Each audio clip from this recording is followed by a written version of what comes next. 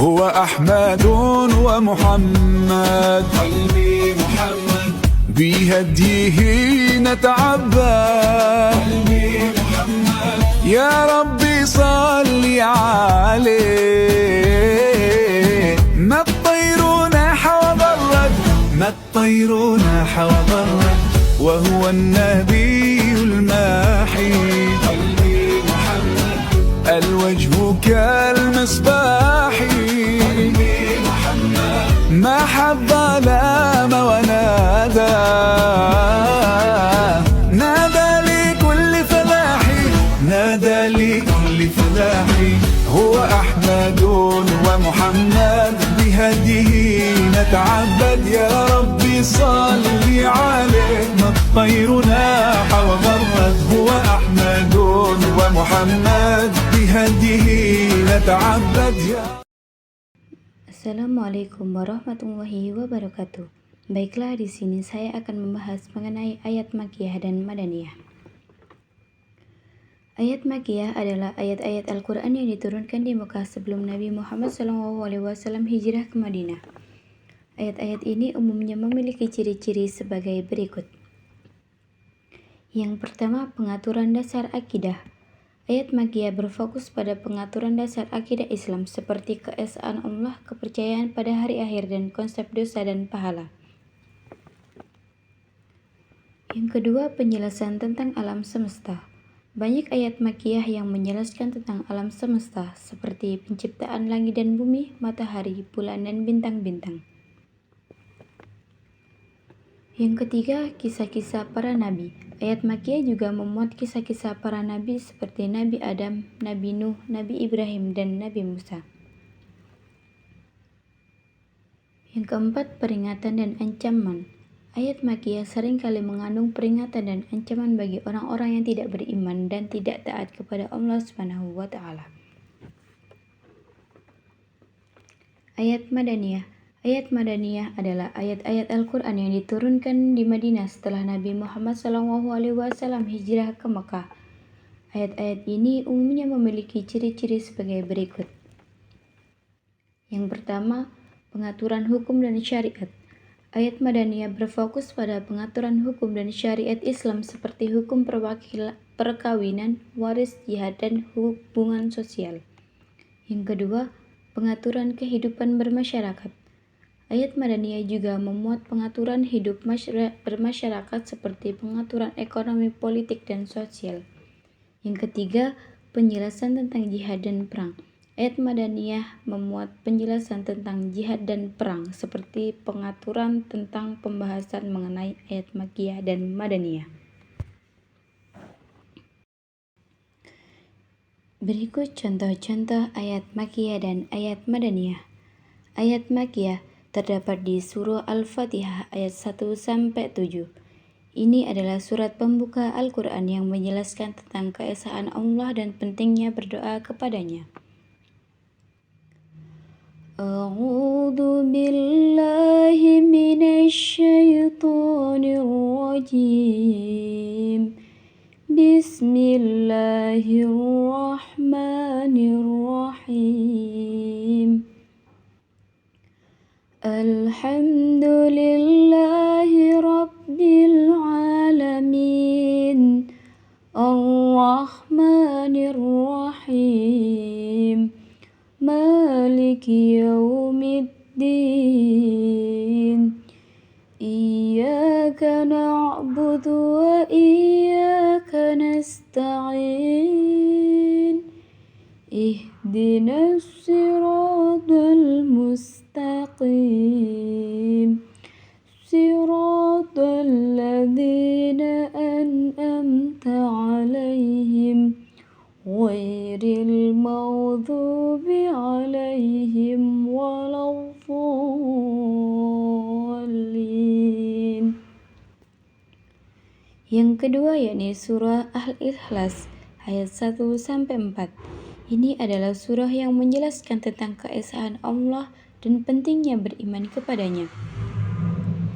A'udzu billahi minasy syaithanir rajim. Bismillahirrahmanirrahim. Qul huwallahu ahad, Allahus samad, lam yalid wa lam yulad wa lam yakul lahu kufuwan ahad. Yang ketiga yakni surah Al-Mu'minun ayat 1-11 adalah surah yang menjelaskan tentang sifat-sifat orang yang beriman dan pentingnya beriman kepada Allah. Qad aflahal mu'minuna alladzina hum fi salatihim khashi'un. Sadaqallahul azim. Yang kedua, ayat Madaniyah. Yang contoh ayat Madaniyah yang pertama yakni surah Al-Baqarah ayat 143. Ini adalah ayat yang menjelaskan tentang pentingnya menghadap kiblat dalam sholat. Wa kadzalika ja'alnakum ummatan wasatan litakunu syuhada 'alan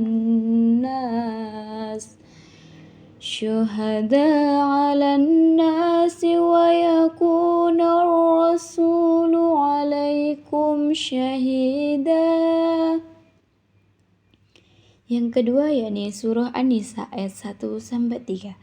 Ini adalah ayat yang menjelaskan tentang pentingnya berperilaku adil dan menjaga hak-hak perempuan. Ya ayyuhan nasu taqu rabbakumul ladzi khalaqakum min nafsin wahidatin wa khalaqa minha zawjaha wa batha minhuma rijalan katsiran wa nisaa. Sadaqallahul azim. Ayat Al-Quran yang turun sebelum hijrah atau saat Nabi berada di Mekah disebut ayat Makkiyah.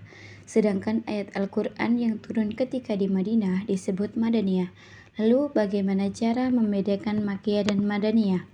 Para ulama Al-Quran yang membedakan ayat berdasarkan tempat turunnya, bahkan mereka juga mengumpulkan antara waktu, tempat, serta pola kalimat dari ayat Al-Quran. Hal tersebut dilakukan untuk menjaga kemurnian Al-Quran dari kesalahan penafsiran. Karenanya dapat dilihat dari kondisi masyarakat Mekah saat Rasulullah menyampaikan risalah kenabian. Sebagian masyarakat Mekah menolak, bahkan ada yang menentang dengan tindakan di luar batas. Bahkan kondisi masyarakat Arab sebelum Islam datang begitu memprihatinkan, di mana perang antar suku, perampokan, dan penyerangan sering terjadi. Tak heran saat Al-Quran diturunkan di tengah-tengah kultur sosial masyarakat, demikian terjadi penolakan baik secara halus maupun keras, namun agak sulit untuk melacak dan mengidentifikasi secara pasti mana ayat Makkiyah dan mana ayat Madaniyah. Meskipun disebut dengan surah Makkiyah, tidak berarti seluruh ayat pada surah tersebut diturunkan di Mekah. Begitu juga salah satu surah digolongkan Madaniyah, tidak berarti keseluruhan ayat pada surah tersebut diturunkan di Madinah. Penamaan surah tersebut dikarenakan mayoritas ayat yang turun pada surah tersebut Makkiyah atau Madaniyah. Karenanya koleksi mushaf para sahabat ada yang diantaranya ditulis berdasarkan kronologi turunnya ayat, tertib nuzul, akan tetapi semuanya telah dibakar saat adanya standarisasi mushaf Utsmani. Tentu saja tindakan standarisasi Al-Quran yang dipelopori Umar bin Khattab dan masih berlangsung sampai masa Utsman bin Affan, Ini agar umat muslim generasi selanjutnya tidak bingung dengan adanya berbagai macam model susunan mushaf Al-Quran. Sekian, terima kasih. Wassalamualaikum warahmatullahi wabarakatuh.